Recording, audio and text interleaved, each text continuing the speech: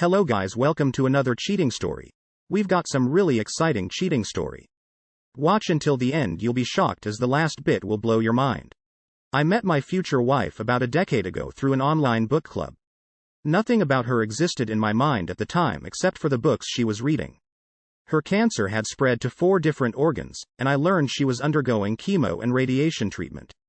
I wanted to put together a care package, so I messaged a few dudes in the group and asked if they would be willing to send me some small gifts. It brought her great joy, gratitude, and appreciation to receive the package in the mail.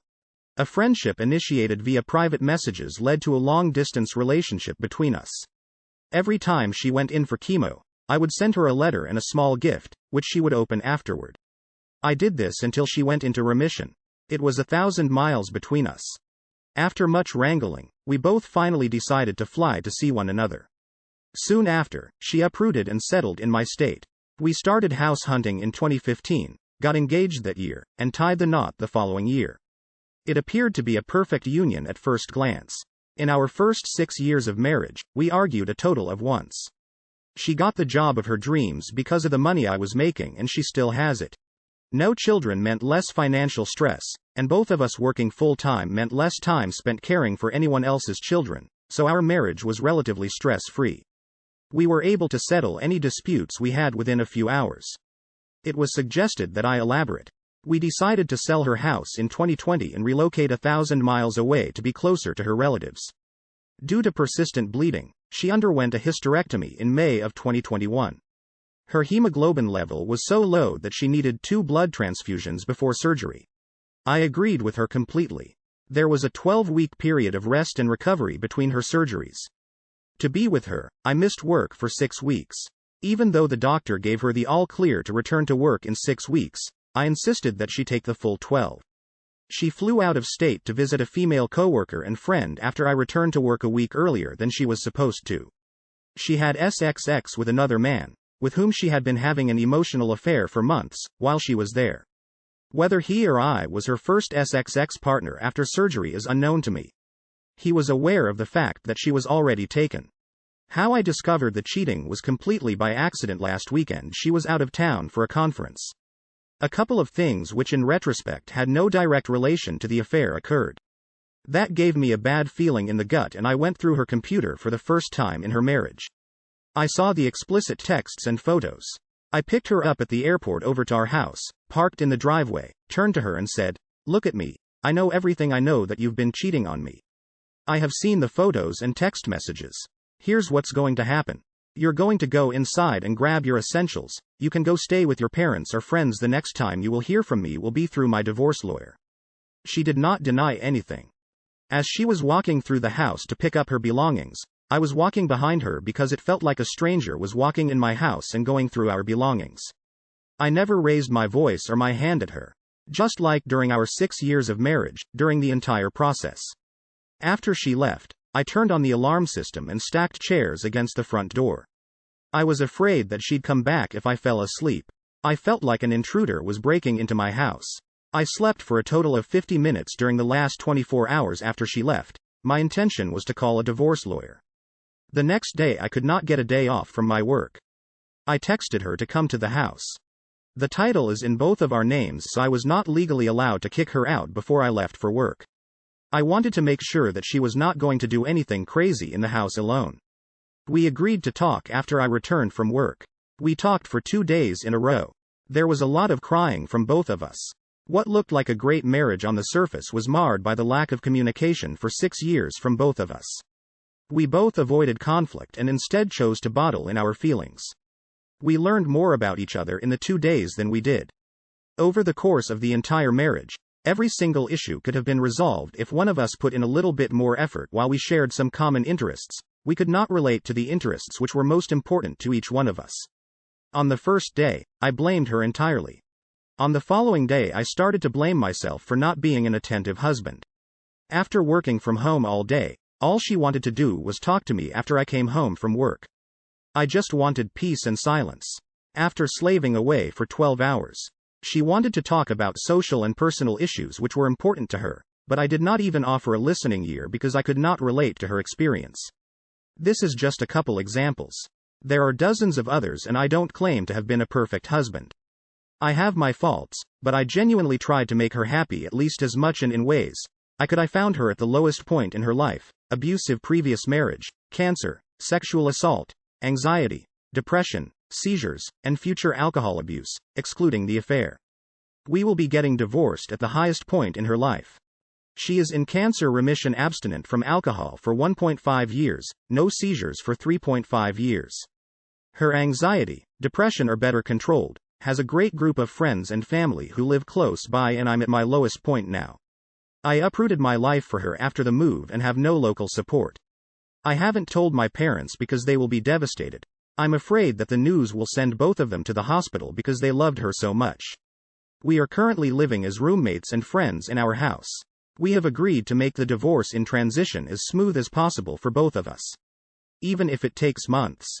She offered for me to keep the house, take the newer car, keep both of our cats, etc. I can see how remorseful she is. Yesterday we attended a virtual Alcoholics Anonymous for family meeting, therapy for family members of alcoholics. What resonated with me was that the family members should not blame themselves for the behavior of alcoholics. I feel like I'm blaming myself for my wife's infidelity when I'm the actual victim here. I'm here for support from others who have gone through similar experiences. I'll need to learn to trust my future partner when the person whom I had complete trust in blindsided me like this. My first session with Infidelity Survivors Anonymous is this Saturday. Thank you for letting me vent. Kronok weighs in with some words of wisdom. You both haven't communicated properly. That happened. But I guarantee you that this was not the reason for her cheating on you. She made the mistake just as much as you. And you know what? You haven't cheated on her. Why? Because you respected her, wanted to be with her. And most of all, she meant so much to you that you didn't want to hurt her in such a disrespectful way. But your wife isn't like you. She didn't care about you or how much she would hurt you by cheating on you. She doesn't love you like you love her. The cheating was more important to her.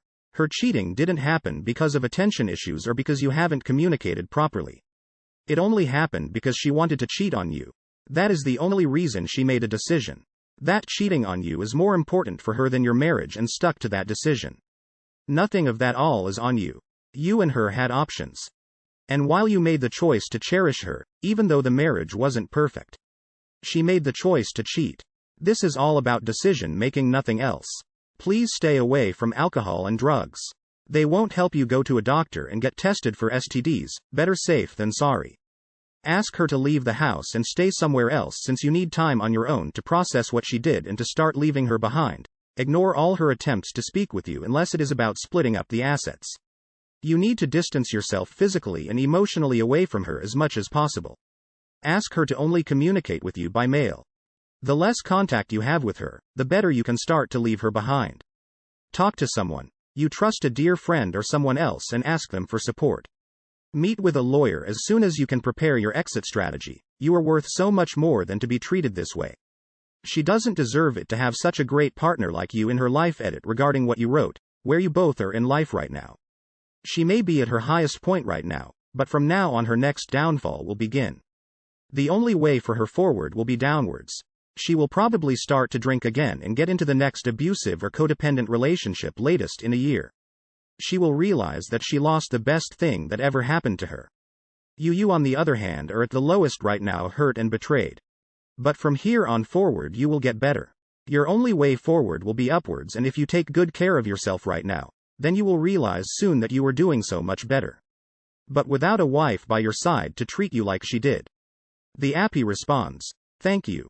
I really needed to hear this. An outside objective perspective. I'm not concerned about abusing drugs, alcohol, or other dangerous activities. This is not how I deal with the stress, never have and never will. My coping mechanism is to bottle everything in.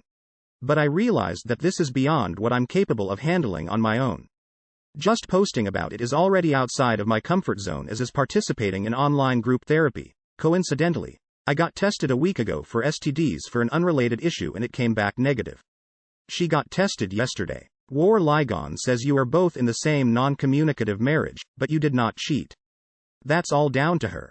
I can almost guarantee she would have cheated on you regardless of the state of your marriage. Do not blame yourself for her crappy and cruel choices. GOP responds about a month prior to this. The topic of infidelity came up. I don't remember if she or I brought it up and I told her that she cheats on me. The marriage is over. I don't believe in marriage counseling. To see if we can work out the problem, and I hold myself to the same standards. But when the actual infidelity happened, I started to blame myself, and I need help from others to understand why my brain is thinking this way and how to stop blaming myself. I feel like the saying everyone has a plan until they get punched in the mouth is unfolding right before my eyes. Moving on. How I found out who my ex was cheating on me with back. When Hurricane Katrina hit, I was working for a trucking company and went down to help with cleanup and disposal of the debris. After 2 years I came back. I was told by my boss on Friday I will be training somebody new and Monday. So we're sitting at the rock quarry in the town I used to live in, and he brought up that he used to see somebody in their town. For conversation's sake, I said, really, what's her name? I might know her sister. It's not a very big town. He told me her name was Sue, a pretty common name, and I know at least 3 of them that live in this town. He goes on to tell me, she told him that her ex-old man was a truck driver barely ever in town and only to see his kids. I asked him, what does he look like? He tells me she's about 53, has big boobs, curly hair, has 4 kids, and as a nurse. I tell him, let me tell you something about you. Your name is Dan, you live in, I won't mention the city, I mentioned other things and finish it with, that's my wife. You were screwing. I never saw anybody try to climb into the corner of a day, cab, tractor, non-sleeper. I grabbed my Nextel, keyed up my boss and said, hey Tony, you know the guy the first said I would beat the crap out of if I ever met? He replied with, yeah, the guy that was banging your old lady when you were down in New Orleans. I said, yeah, he's sitting right next to me.